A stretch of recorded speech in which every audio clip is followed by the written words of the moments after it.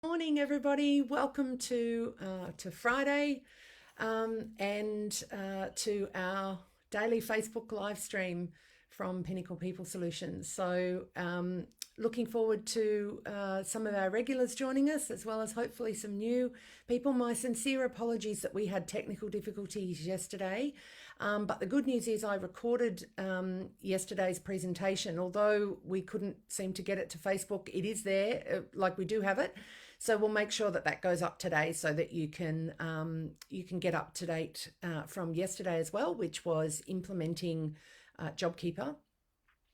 So good morning, as I said to you all. For those who don't know me, I'm Bronwyn Pearson from Pinnacle People Solutions, and we've been doing these daily Facebook updates now for 3 weeks as of yesterday, and our intention is to provide good cut through information for employers and employees about what's happening, what are your options, looking at a range of different topics that our audience and our clients have asked us to give advice on. So basically keeping you up to date, cutting through the swathes of information and advice that's coming through from so many different channels, and to try and make it make sense for our business owners and their staff. Good morning, Michelle. Thank you so much for joining us this morning. So Pinnacle People Solutions, so myself and our wonderful team provide human resource services and solutions to regionally based business, small to medium enterprises and not-for-profit organisations. That's our sweet spot, and we are here to help you and your business through these very challenging COVID-19 times. As I said, we have been for the last over 3 weeks live at 9:15 every weekday with updates on new information and more detailed information about topics relating to staffing and business management. And as I said, I would invite you to get in touch with us about specific questions or topics, etc., that you would like to see or to hear about, and we will absolutely add those to our list for coverage. So outside of this, of course, you can contact myself or my wonderful team, bless them, via Facebook. If you're watching this on Facebook, you can private message us, you can get in touch. Our team have just put up our contact details in the chat screen there for you. And of course, good morning, Jess. You will also have, good morning, Aileen, lovely to see you. We will also have these broadcasts going up onto our YouTube page, and also to our also to LinkedIn as well. So you can go back and have a look at them at any point. They'll stay up there, and we'll continue to add them. So as I said, yesterday's, which unfortunately we had major technical issues with, it has been recorded though, and it will be up today. So we'll give you further information about that. So breaking news since yesterday, being Thursday the 16th of April, what we have received is information from the Prime Minister following the latest meeting of the National Cabinet to essentially say that current social isolation regulations will be in place for at least another 4 weeks. So I think certainly our leaders are trying to give us some time frames so people don't get too cabin feverish. Good morning, Jessica. Thank you for joining us this morning. So we expect to have those social isolation regulations in place for at least another 4 weeks. The New South Wales Premier has talked about a staged reintroduction of children to schools from term 2. I think it's from week 3 in term 2. Don't quote me on that. So we've got some action happening in terms of timetabling of when we might start to see some functions of things like schooling and work and so forth, and our own social isolation obligations start to move a little bit perhaps in the coming weeks, but we still need to be incredibly vigilant. Australia's success to this point in time in terms of containing this and monitoring it very closely has been good. but it wouldn't take much for it to take off. So we all have to maintain our obligations and our discipline around that. So I mentioned yesterday as well that applications are now open for the New South Wales Government Small Business Grant. That is a $10,000 support grant. You have a range of criteria you will need to meet in relationship to that, and I'm sure our team will pop up that link for you in just a moment. I did mention this yesterday, which is the live stream you haven't yet seen, but which will go up on our page this morning. You can use that $10,000 grant to do a range of things, including getting professional advice.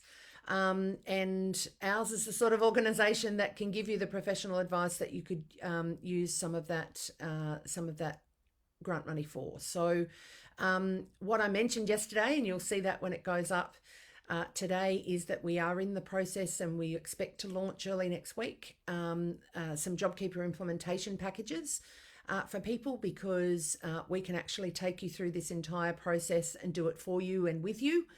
So we'll have those going up, and we've also had quite a bit of interest expressed in us developing a subscription service where you can basically have your outsourced HR support through us and at a very reasonable price. So we'll have more information coming out about that early next week. But what I would really love in the meantime, and I mentioned this yesterday, and you'll see more of that if you watch yesterday's today as well, is that we're looking for you, our audience, to let us know the kinds of things that you would appreciate having support with. Now, whether you're a business owner or aspiring business owner, you've got friends or family or colleagues who are business owners, and you know what they've shared with you, the kinds of challenges that they're having, share with us, not private details, of course, but we'd love to know the kinds of things that you think would be really great to see in a subscription package, or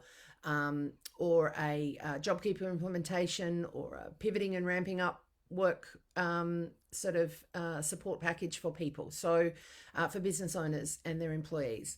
So please give us any and all feedback. It's greatly appreciated. You can do so anonymously, but obviously we want to make sure that we're really hitting the mark in terms of our support for our communities. In the meantime, of course, we will continue to be up here every morning at 9:15 doing daily live streams on relevant topics and critical changes. Yesterday, I also took you through some of the changes or some of the further information that's come through from the ATO in the last 48 hours that impacts on JobKeeper in particular. And so I'd encourage you to go up and look at that recording as soon as we finish this morning. We'll get that up for you, and we can go and you can have a look at that also. Okay, so today's topic is balancing work and family at home.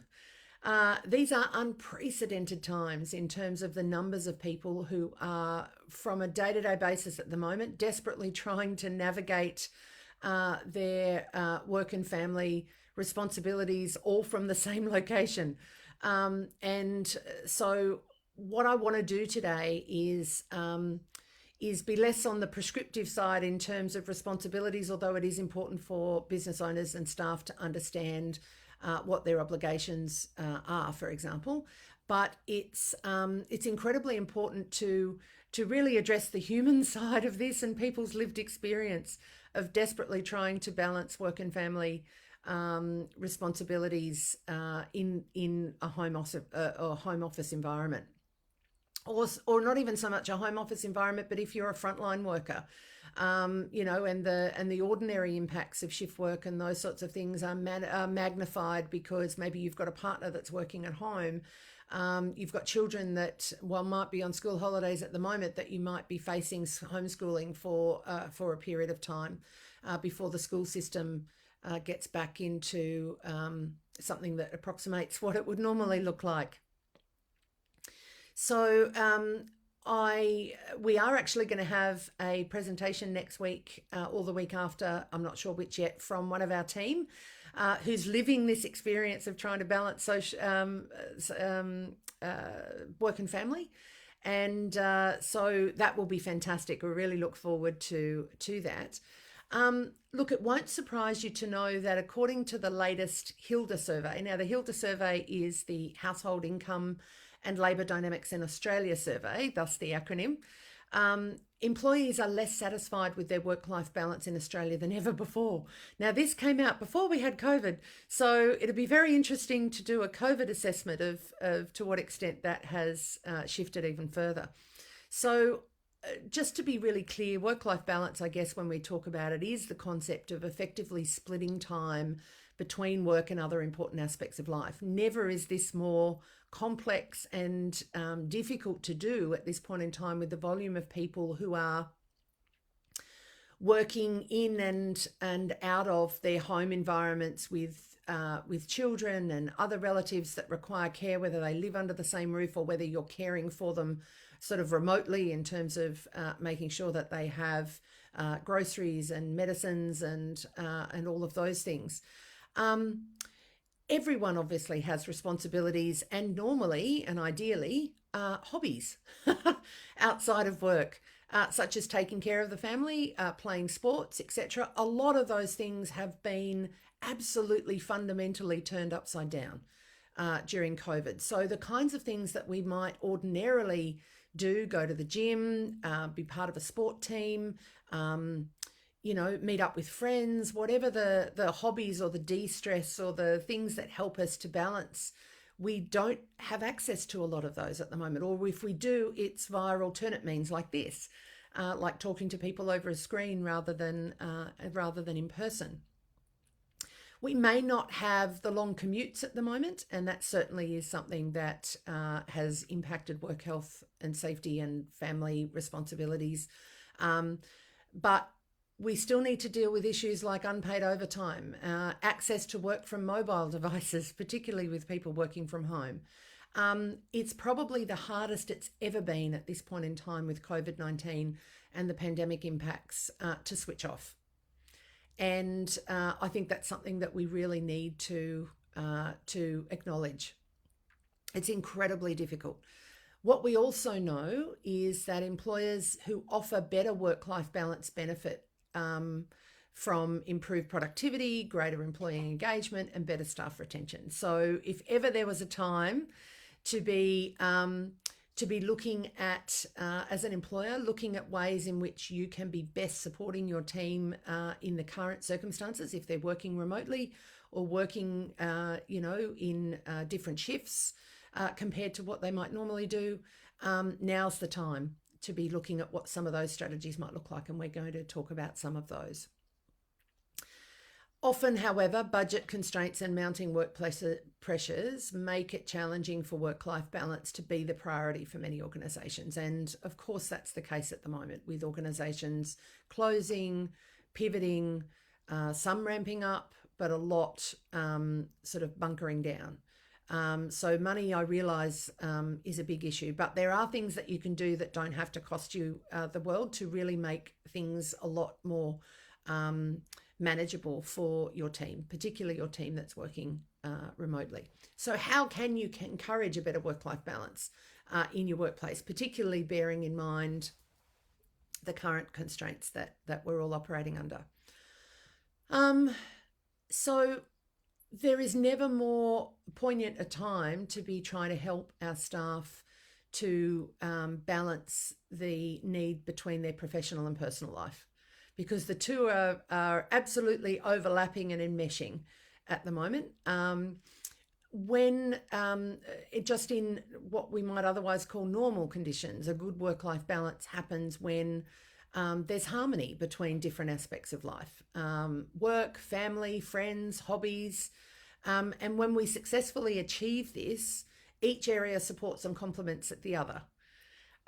Whereas at the moment, what we have is this great enmeshing of all of those things, absence of some of them, in terms of hobbies and the ability to be able to see friends in person and so forth.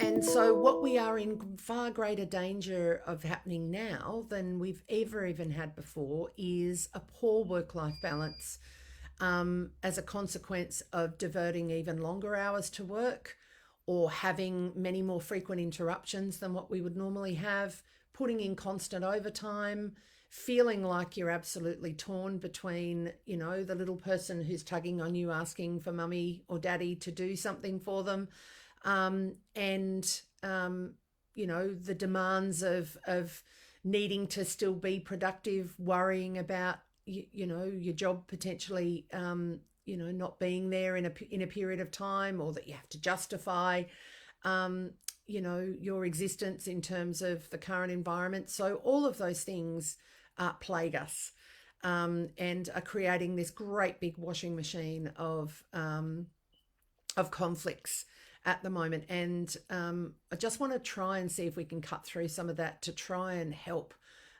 little things that might be able to help in that particular situation. You can also have situations, as I mentioned, where you have one adult in the household who works night shifts and sleeps during the day. Maybe the other person is now working at home, and the shift work person is not able to socialize with loved ones necessarily, might have their sleep interrupted by children and other adults who are actually there during the day now than when they wouldn't normally be. What we do know is that where we've got triggers and issues for work-life balance that's poor is that our mental health suffers. And this can ramp up our levels of stress, and that can impact performance. We actually put up on our PPS page last week, I think it was, and I might even see if the team can find it and pop it up in the chat screen. We put up this list of things that I think applies very poignantly to the current COVID-19 times in terms of relaxing our expectations about what this should look like, in terms of the way that teams interact, the level of performance that we might ordinarily expect. And we need to give ourselves a pat on the back for getting through each day at the moment, really. And best thing that we can do as employers is to be really switched on and mindful about our staff, their well-being, their mental health, and the social flow-on consequences of long or unsociable hours or disrupted working hours, the potential for breakdown of domestic relationships, friendships. People are trying desperately at the moment to keep all of those things ticking over in circumstances that are really not ideal. Our physical health and well-being can also take a toll, particularly if we're working too hard or we're too exhausted to exercise. And exercise now becomes incredibly important given the increased propensity of all of us to be seeing the insides of our houses much more than we would normally do. I have to say, though, that poor work-life balance obviously doesn't just affect our employees. As mindful as we need to be about that, it also affects us as employers. So high levels of work stress, absence, sickness absence, presenteeism, staff turnover, lack of loyalty or commitment, which can be really tested and stretched in a time like this, are all things that, amongst everything else, play on business owners' minds. And I really respect and appreciate that to my business owner colleagues. Any or all of these things come together can significantly undermine organisational success and affect the company's bottom line. In serious cases, which we really don't want to get to, we have employees getting quite ill from work burnout or stress. We can have workers' compensation claims, and employee burnout as a result of poor work-life balance is a state of mental and physical exhaustion leading to extended periods of excessive, caused by extended periods of excessive or stressful work. And this affects everybody. Obviously, the person that it's happening to, there's the danger at the moment that business owners could be putting themselves in this situation, and so need to be really mindful of their own mental health and, pardon me, and well-being. I need to remind my employer colleagues that you do have significant responsibilities under the Work Health and Safety Act. You're required to identify, know about, manage and minimise to the extent that you can health and safety risks in the workplace. And at the moment, the workplace constitutes a whole range of different environments that you may not have been able to physically inspect yourself at this point in time. You may have needed to rely on checklists and photographs and those sorts of things to establish that your staff are able to work in an environment that is not going to be have an adverse impact on their health and safety. You're obviously still obligated in exactly the same way as you would have been in the office or workplace environment for your staff members' physical well-being, but also to be acutely aware of and try to address any mental health risks such as stress and burnout, which I've already mentioned. So there are a range of actions that we as employers can and should take to help our staff at the moment to try and create some balance from professional and personal lives. All of us should have a really good policy, work health and safety policy, which includes mental health policy. We should be supporting our staff to make sure that they have a good routine to the extent possible at home in terms of work and family, so that they can manage workload. Having at least one sort of visual catch up, if it's at all possible, with your team every day is incredibly important. Touching base, asking them how they are, and really sort of paying attention to that and listening carefully. Ironically, as a rejoinder to this, cutting down on meetings to reduce unnecessary time wastage. So it is incredibly important at this point in time to be having the capacity to visually connect with each other. But you also don't want to be loading everybody up with 7 hours of Zoom meetings, because the actual engagement with technology in that way has effects on people that are quite different from a face-to-face in the room catch up. So we need to be really mindful of the technological impacts on our physical and mental well-being at the moment as well. We do really need to encourage all of our team to have regular exercise. And I try and encourage our team to set a timer for every 30 minutes to get up and move around. And also to have their normal regular breaks during the day, lunch breaks, morning break, afternoon tea break. If you're really keen as an employer, you can set up a weekly lunchtime yoga class via Zoom. That could be the alternative to supporting gym memberships, which we can't obviously access in real time at the moment. It's really important to strongly encourage staff and for ourselves as business owners to have boundaries. No work emails after, whatever the finish time is for staff, for example, and having an absolute policy around that. Obviously, we've been forced into situations where we're having to establish flexible or remote work as part of our work-life balance, but the everybody living under the same roof and trying to live and work together and be constrained in terms of their capacity to socialize and engage in activities outside of that is putting additional pressures and strain on. And so this is why we're trying to best support employers and employees with their work-life balance at the moment, while we're actually talking about this today. It's incredibly important to have routine and to have breaks. I can't stress that enough. And it's really important for you as employers who are listening to this to be incredibly encouraging and really firm, if you need to be, with your staff about doing that. there's also the need to have really good, honest, open communication with your staff about where they're in situations where they're trying to balance working at home with also caring for either other adults that require their care or children. It's really important to have that full and open and frank conversation, and do it frequently. How are you going? How are you managing? Some staff aren't able to manage the two together because of the nature of their work, or the age of their children, or their children's needs, or the other needs of people who rely upon them.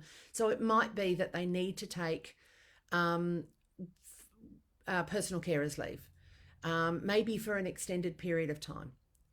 It may just not be possible to combine all of those things together and for the staff member to feel like they're doing any of them well. So for those who really want to give that a try and feel that they can, it's really important for you to stay in sort of close and regular contact, be as supportive as you can, and be really open and honest as you would want the staff member to be with you about how it's all going. You remain responsible as the employer for your staff members' health and safety while they're at work, and wherever that is. So it's incredibly important for you to remember that. And it's incredibly important to touch base regularly. I don't mean to micromanage your people, obviously, but it is incredibly important to be for your staff to feel like they're still connected to you and they're still connected to their team as much as you possibly can. The dynamics for that are going necessarily to shift, because the communication is going to have to happen in very different ways to what it was happening just a matter of a month ago. So, and you are going to have days yourself as a business manager or owner. Your staff are going to have days where they feel flat, and there's no apparent necessarily any particular reason for that. It's just, burdens can feel heavier some days than they can others, and other members of your household are going to feel that way. And you know what? That's actually okay, because, the ways that we have tried to pivot now to work and for however long we need to do this are things that on this level and scale we've never done before. So it's okay.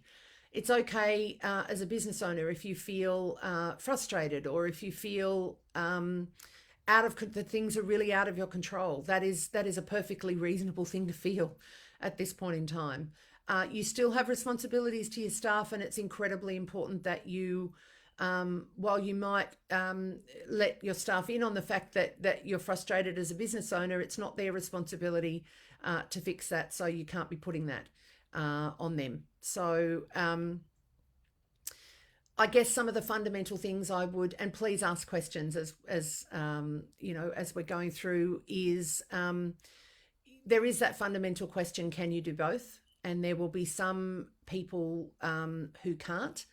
There will be some people who don't want to, and that's okay too.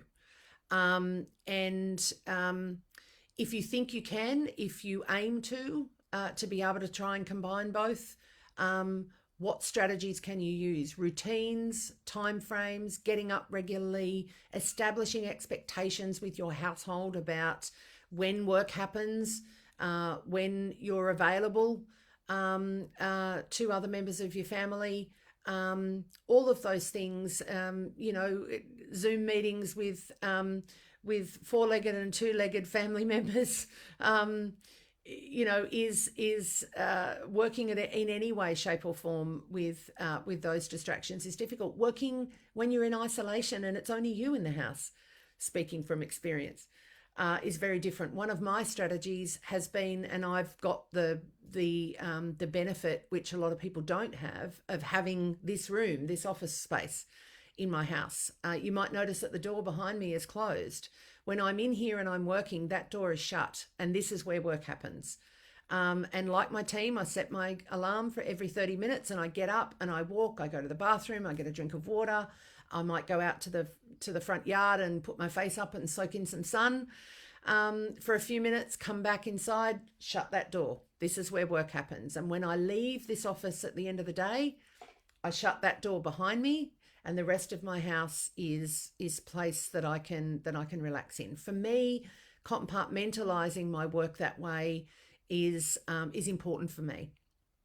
And having visual contact with my loved ones is incredibly important, because otherwise it's just me and my two beagles, and they are delightful and they love hugs, perhaps not as much as that I've necessarily, been wanting to hug them, and they love walks, but there's probably way more of those now than they've ever been used to before as well. So whatever your circumstances are, whether you're the only one at home, whether you've got your house packed to the gills of family members and you're all trying to squeeze an inch on the kitchen table to do work, whatever the circumstances are, if you've got kids, you've got, it's one great big washing machine at the moment. The best thing that we can do is to stay closely in contact with each other, to support each other as best we possibly can, to acknowledge and recognize that productivity now is looking very different to what it looked like 6 weeks ago.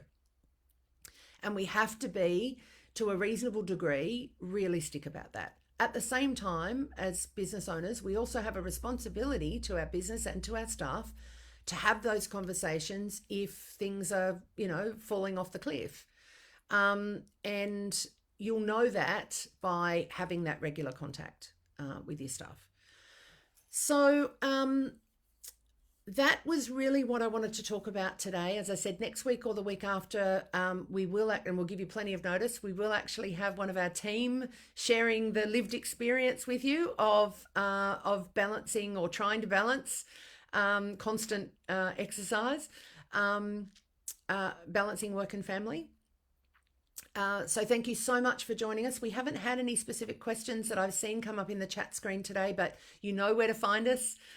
If you have any of those, I'll answer them tomorrow. We will be getting up yesterday's video from yesterday's live stream that we weren't able to post yesterday. We will get that up shortly for you so you can look at yesterday's. You may have questions relating to that, of course, that may come up for you. Don't hesitate to send them through. A reminder, we're really after your feedback as to what kinds of support and services that, if you had a crystal ball and you had any opportunity you would like to see from supporters and providers at the moment. Thank you so much for joining us. We really value your participation. Monday, I'll be talking about pivoting and or ramping up your business. So really pivoting to either try and take advantage of opportunities that might exist at the moment to re-engineer your business model for this period of time or permanently. Ramping up if you're a business that has been able to identify opportunity. So we're going to talk about that in more detail on Monday, and obviously provide you with specific information on how we can meet you or help you to do those things. So please invite your friends and colleagues. Please feel free to share this far and wide. We're very happy. We really want to make sure that that this information is getting out to business owners and their staff so that they can continue to manage as effectively as possible moving forward through this time. So please hug the people that you can, wave cheerily at those that you can't. Have a wonderful weekend. Stay safe, wash your hands, stay at home, and I'll look forward to seeing you all on Monday. Thanks so much. Bye.